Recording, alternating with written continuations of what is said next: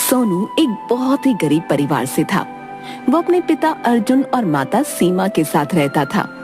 उसके पिता जंगल से लकड़ियां काट कर लाते थे और बाजार में बेचा करते थे। इसी तरह से उनका गुजर बसर हो रहा था। आप आ गए? आज इतना उदास क्या लग रहे हो? आज तो जंगल में लकड़ियां ही नहीं मिली, थोड़ी सी मिली है बस। पर उनसे भला बाजार में क्या दाम मिलेगा? आप चिंता क्यों करते हो? सब दिन एक से नहीं होते। इतने में सोनू भागा भागा आता है और सीमा के गले लग जाता है और कहता है, माँ देखो, मैं पूरी कक्षा में फर्स्ट आया हूँ। ये तो बहुत अच्छी बात है बेटा। इसी तरह से पढ़ लिख कर बड़ा आदमी बनना और अपने माँ बाप का नाम रोशन करना। पापा, प्रधानाचार्य ने मेरी पढ़ाई से खुश होकर मुझे पास के गांव के बड़े स्कूल में पढ़ने की इजाजत दे दी है। अरे वाह, ये तो बहुत अच्छी बात है। कब जाना है वहाँ पढ़ाई के लिए? 2 दिन बाद जाना है। पर उस गांव में जाने के लिए तो नदी पार करनी होती है और हमारे पास इतने पैसे नहीं हैं जो रोज दूसरे गांव जाने के लिए नाव वाले को पैसे दे पाएं। अभी तो 2 दिन बाकी है, कुछ ना कुछ जुगाड़ जरूर हो जाएगा।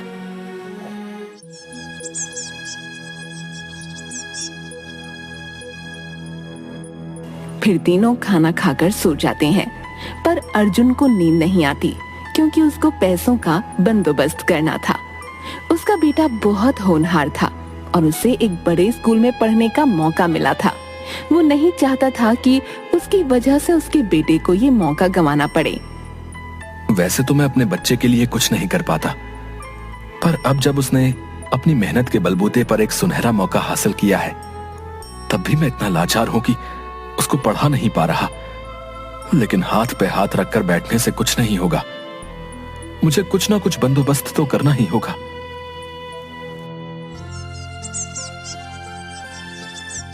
अगली सुबह अर्जुन अपनी कुल्हाड़ी लेकर जंगल की तरफ गया, पर वहां उसे ज्यादा लकड़ियां नहीं मिली और वो थोड़ी सी लकड़ियां काटकर बाजार में बेच आया।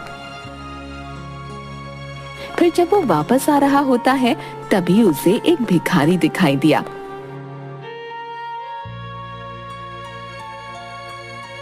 बाबा, 2 दिन से कुछ भी खाने को नहीं मिला है, ना ही जेब में पैसा है। जिससे भी भीख मांगने गया, उसने लताड़ कर भगा दिया। रात भी हो गई है, कुछ पैसे हो तो दे दो, बहुत तेज भूख लगी है। अब मेरे पास तो लकड़ियां बेचकर बस ये 2 रुपए ही आए हैं, इनसे भला मेरा क्या ही होगा। पर कम से कम इस भूखे की भूख तो मिटेगी। ये 2 रुपए मैं इसी को दे देता हूं, अपना कोई और बंदोबस्त कर लूंगा। बेटा, राम तुम्हारा भला करे। तुम्हारे हाथ में जो हुनर है, वो तुम्हें एक दिन बहुत ऊंचाई तक लेकर जाएगा। अब मैं समझा नहीं। समय आने पर सब कुछ समझ जाएगा।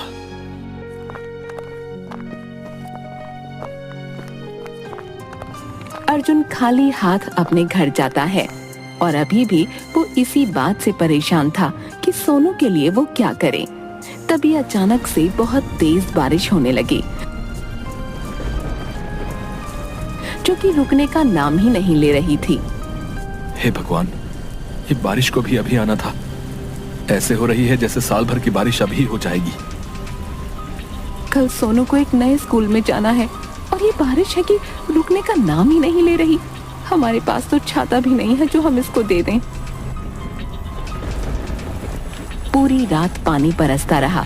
बारिश के बंद होने की आस लगाकर पूरी रात तीनों उस बारिश को देखते रहे, पर बारिश ने रुकने का नाम ही नहीं लिया। तभी अर्जुन को उस भिखारी की बात याद आई और वो तुरंत उठ गया। क्या हुआ? तुम अचानक से ऐसे कैसे उठ गए? तुम जाकर सो जाओ, मुझे मेरा काम करने दो।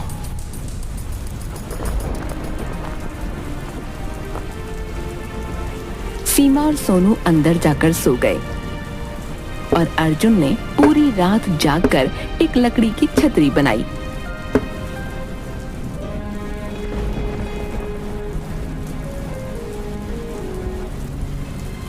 और सुबह सोनू को देते हुए कहा, सोनू, ये बारिश तो रुकने का नाम ही नहीं ले रही, इसलिए ये लो छतरी। मेरे पास कुछ लकड़ियां बची हुई थी, उनको छीलकर मैंने एक लकड़ी की छतरी बनाई है। ये तुम्हें इस बारिश से भीगने से बचाएगी और तुम बिना भीगे स्कूल जा सकोगे। पर पिताजी, ये तो लकड़ी की छतरी है। हाँ बेटा, मेरे पास जो था वो मैंने तुझे दे दिया। ये तो बहुत ही सुंदर लग रही है।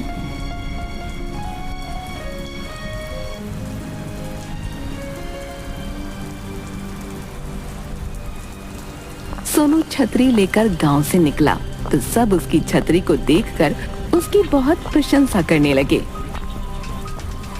गांव में बारिश के साथ साथ तूफान भी आया हुआ था। अरे देखो देखो, सोनू की लकड़ी की छतरी।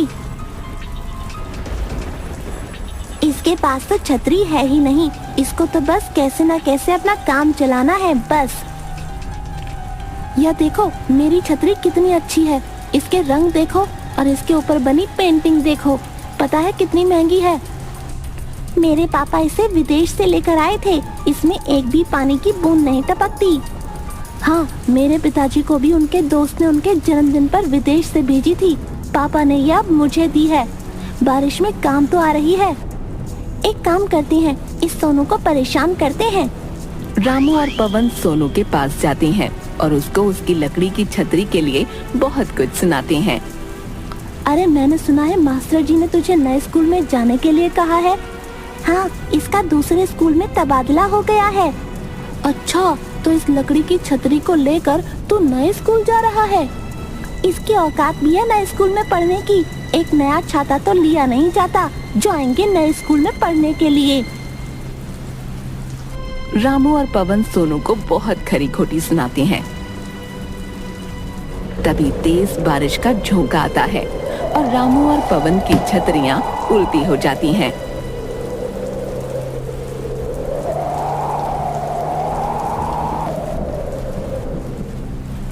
अरे, तुम्हारे विदेश की छतरियां तो कौवा बन गईं। ये विदेश से आई थी, पर ये हमारे देश के आंधी तूफान को बर्दाश्त नहीं कर सकी। सोनू, हम भीग रहे हैं, हमें अपनी छतरी में आने दो ना, हमें बहुत ठंड लग रही है। सोनू, तुम्हारी छतरी तो हवा से उड़ेगी भी नहीं और ना ही इसमें पानी टपकेगा। हमें अपनी छतरी में ले लो ना।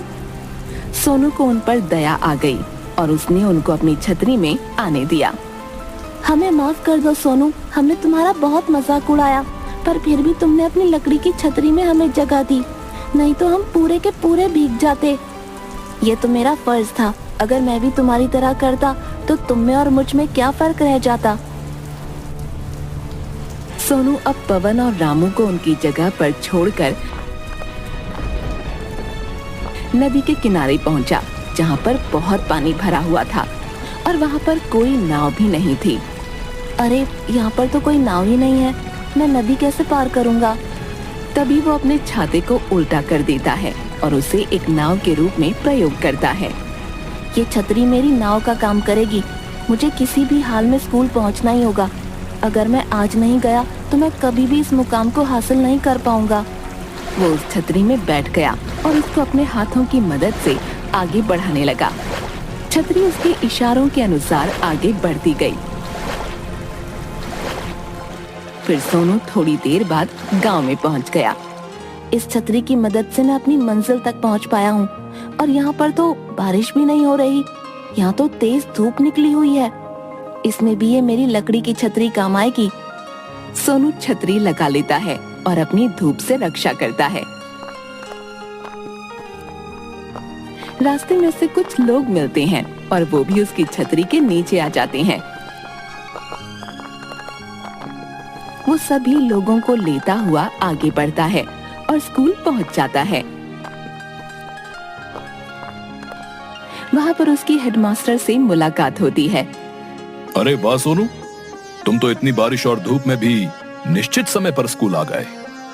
तुम्हारी ये लकड़ी की छतरी तो बड़ी कमाल की है। ये मेरे पिताजी ने मुझे बना कर दी है।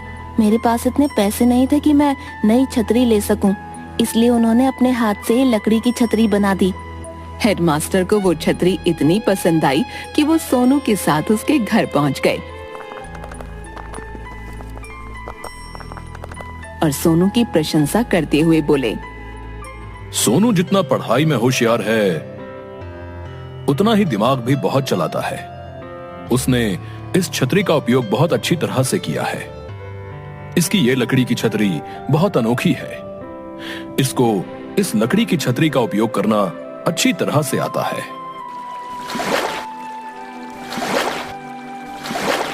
मैं चाहता हूं कि तुम मेरे लिए भी एक लकड़ी की छतरी बनाओ, जिसके लिए मैं तुम्हें एडवांस पैसे भी देना चाहता हूं। अर्जुन ये सुनकर बहुत खुश हुआ। अब उसकी लकड़ी की छतरी की चर्चा दूर दूर तक होने लगी और दूर दूर से लोग उससे छतरी बनवाने आने लगे। बेटा, आज तुम्हारी वजह से मेरी ये छतरी सबकी चहेती बन गई है। पिताजी, आपने मेरे बारे में इतना सोचा तो क्या मैं आपके लिए इतना सा भी नहीं कर सकता?